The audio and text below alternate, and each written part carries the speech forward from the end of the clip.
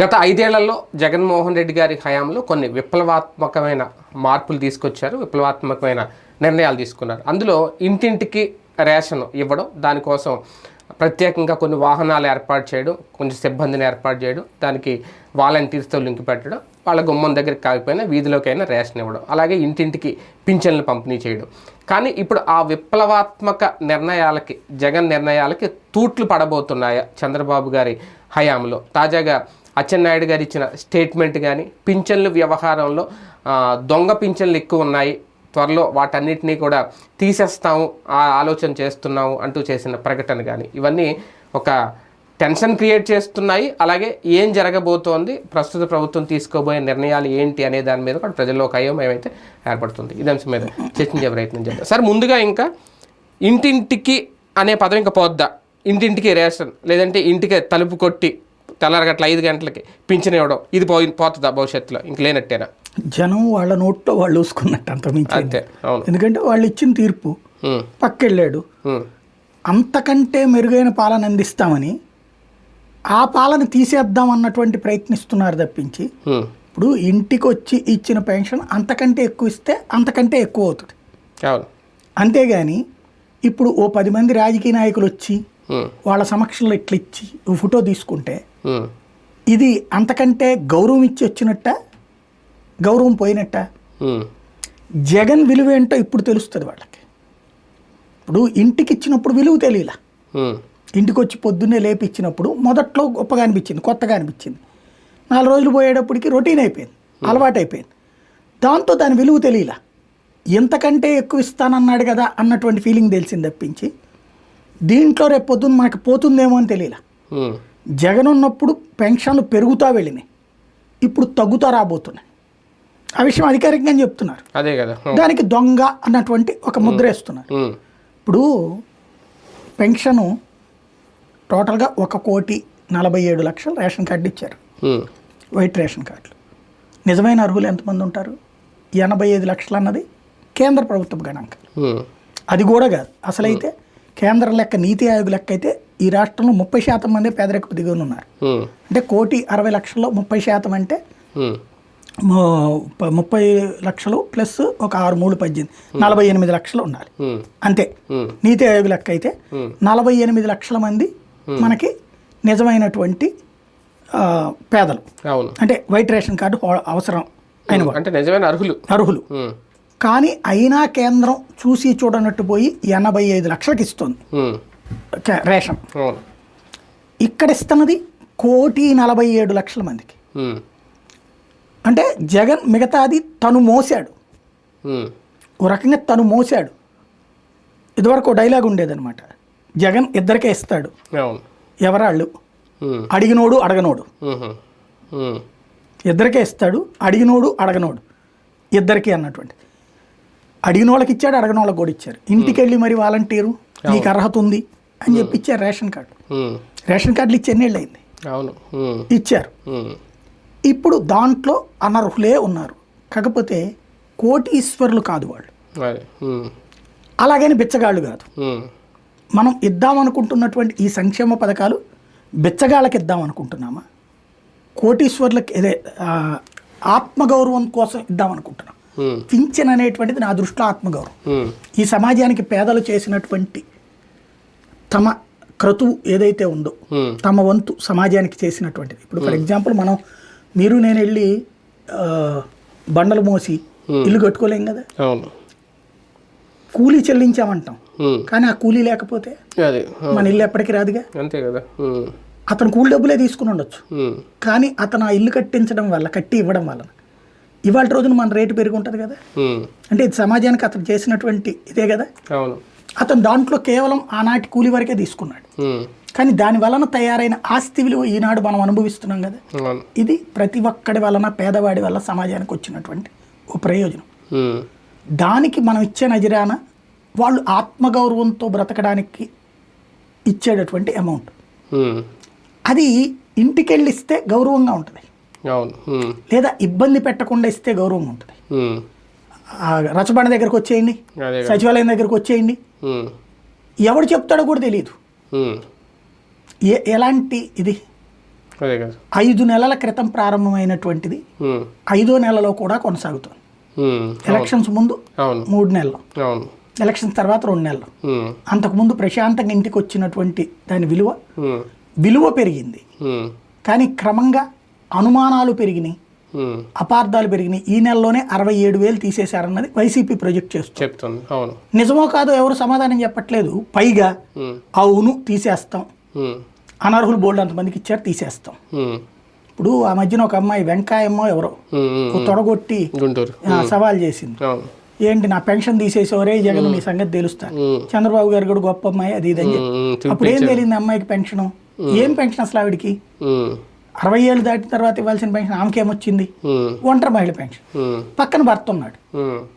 అంటే ఏంటి లెక్క అక్కడ? అప్పుడు అనర్హత ఉన్నట్టే కదా మరి, దాన్ని ఆ రోజున సమర్థించాం కదా. ఇవాళ తీసేస్తాం మనం, ఎవరికి తీసేస్తాం? ఇట్లాంటిది. ఇప్పుడు ఒక మధ్యతరగతి ఇంట్లో ఇల్లు అద్దెలు ఇచ్చుకుని ఇంటి యజమాని అయి ఉంటుంది ఆవిడ, భర్త చనిపోయి ఉంటాడు. ఆ ఇంట్లో 2 పోర్షన్లు ఉంటాయి, 2 పోర్షన్లు కలిపితే ఒక 10,000 15,000 అద్దె వస్తుంది.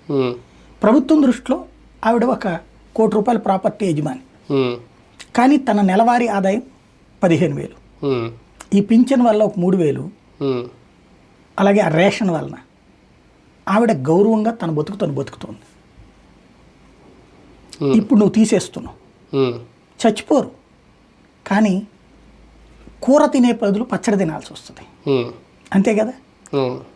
ఇది ఇక్కడ మానవత్వం అనే పదం ఉంటుంది. నువ్వు కోటేశ్వర్లకు ఇవ్వక, లక్షాధికారులకు ఇవ్వక, వీళ్ళు లక్షాధికార కాదా కరెక్ట్ ఎవరు ఐడెంటిఫై చేస్తారు? వాలంటీర్కి ఆ ఛాన్స్ ఇచ్చారు. ఎంతో వాలంటీర్ లిబరల్గా వెళ్ళారు, లిబరల్గా వెళ్ళమని చెప్పారు, కఠినంగా ఉండమని చెప్పలా ప్రభుత్వం, మానవత్వంతో చూడండి అని చెప్పి.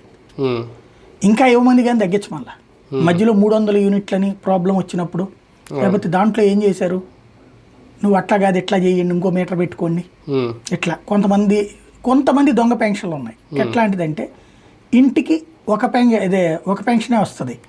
అప్పుడు ఏం చేశారంటే భార్యాభర్త 2 పిల్లలు ఉంటే వాళ్ళ పేరుతో ఒకళ్ళు వీళ్ళ పేరుతో ఒకటి ఉంచుకుని పిల్లల్ని, ఎందుకంటే పిల్లలు లేకపోతే కనుక ఇవ్వరట మళ్ళీ, అందుకని 2 రేషన్ కార్డులు ఇచ్చి 2 పెన్షన్లు ఇచ్చారట. ఇది బాగానే ఉంటుంది, ఇట్లాంటివి ఆపచ్చు. కానీ 2 కలిసి బ్రతుకుతున్నారు అక్కడ. అట్లాంటి దొంగ పెన్షన్లని ఆపేటటువంటి కార్యక్రమానికి ఉంటుంది రేపు, అట్లాంటివి ఆపచ్చు. కానీ వైసీపీ ఇప్పుడు తాజాగా చెప్తున్న లెక్క ఈ 2 నెలల్లో మేము ఉన్నప్పుడు 66 లక్షల మందికి ఇచ్చాం, ఇప్పుడు 64,39,000 ఎంతమందికి పడిపోయింది. సైలెంట్గా ఏరివేత అనేది ఏమన్నా మొదలైందా? అనర్హత వేట్లు వేస్తున్నారా? ఆల్రెడీ చాలా చోట్ల ఫస్ట్ నెలలోనే జరిగినాయి. వైసీపీ వాళ్ళు అయితే వచ్చి మా దగ్గరకు వచ్చి క్షమాపణ చెప్పమనండి అప్పుడు ఇస్తామని పల్లె ప్రాంతాల్లో చాలా ఏరియాల్లో ఉత్తరాంధ్రలో కానీ రాయలసీమలో కానీ జరిగినాయి. వీళ్ళు ఆత్మాభిమానం కొద్దీ మేము రామన్నారు, పెన్షన్లు ఆగిపోయినాయి. ఆ నెల 2వ నెలకు వచ్చేటప్పటికి ఇప్పుడు ఈ నెల ఇప్పుడు వీళ్ళే తీసేశారు కొంతమంది. అంటే అప్పుడు ఎవరైతే వైసీపీ అనుకున్నారో వాళ్ళే తీసేశారు, ఇప్పుడు ఇంకా తీసేస్తామని చెప్తున్నారు. అదేమంటే ఈ దొంగ పెన్షన్లు అనే పదం వాడుతున్నారు.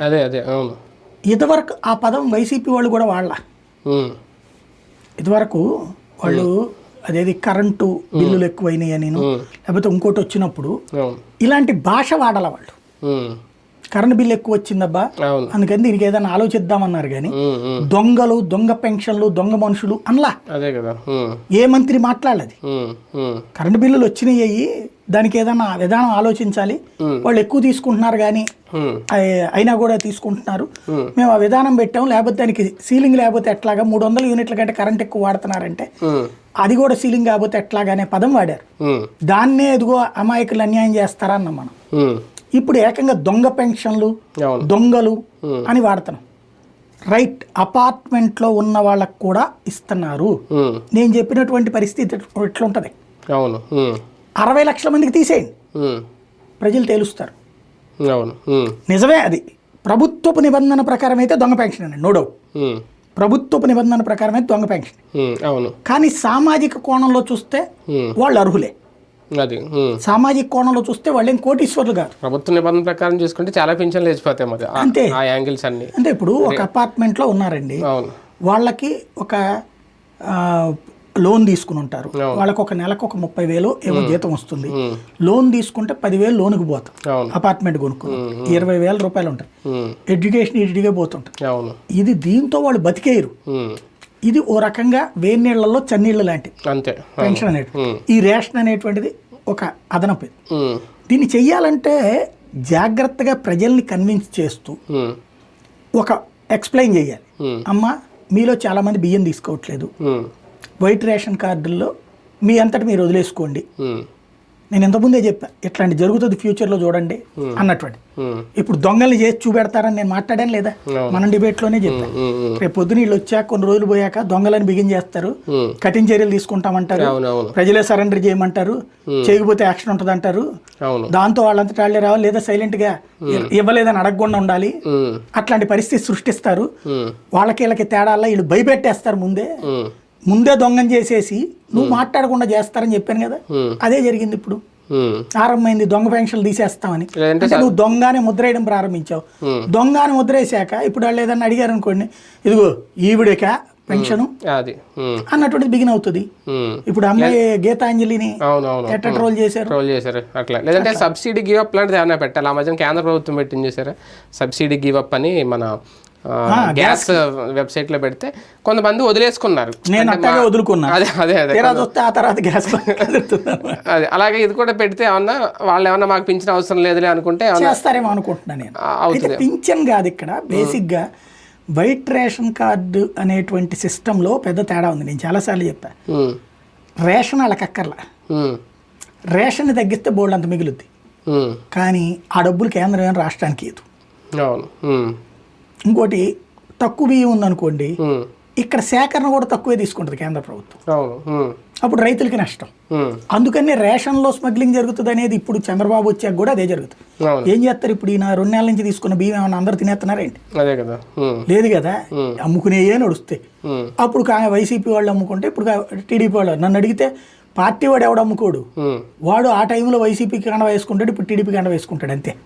అంత మించి ఏమీ ఉండదు. 2 నెలల పింఛన్ పంపిణీ తర్వాత వచ్చిన క్లారిటీ, మళ్ళీ ఇక పంచాయతీ ఆఫీసుల దగ్గర క్యూలు కట్టుకొని పుస్తకాలు పట్టుకొని నిలబడాల్సిందేనా? కొంతమంది దగ్గరికి వెళ్తున్నారా, కొంతమంది దగ్గరికి వెళ్తున్నారట, అంటే కథలు లేనోళ్ళు, నడవలేనోళ్ళు. కానీ అలాంటి వాళ్ళు కూడా మంచాల మీద తీసుకొస్తున్నారు. డోలీలు, అది గిరిజన ప్రాంతాలు, గిరిజన ప్రాంతాల్లో అక్కడ అది. అంటే ఒక్క ఎంప్లాయ్ ఏం చేస్తాడండి, సచివాలయ సిబ్బంది 7 ఏమో ఉంటారు.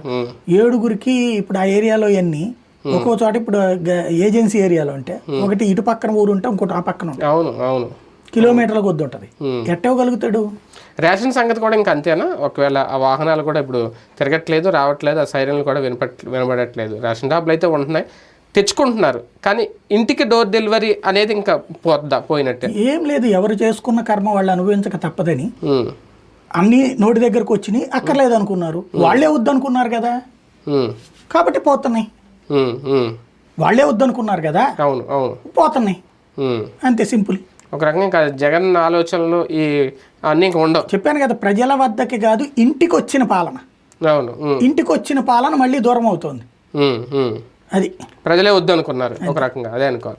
రైట్, చూద్దాం. ఒకప్పుడు ఇవే విప్లవాత్మకమైన మార్పులు అని అనుకున్నాం. జగన్మోహన్ రెడ్డి గారు రాగానే చేశారు, చాలా అద్భుతం అనుకున్నారు. వాలంటీర్ వ్యవస్థ కానీ, సచివాలయ వ్యవస్థ కానీ, ఇంటికే రేషన్ పంపిణీ కానీ. కానీ ఇప్పుడు అవి ఉండవా, ఇక లేనట్టేనా? ప్రభుత్వం క్లారిటీ ఇచ్చేస్తే బెటర్ ఏమో. మేబీ నెక్స్ట్ మంత్ నుంచి అదేమైనా తెలుస్తుందేమో, చూద్దాం.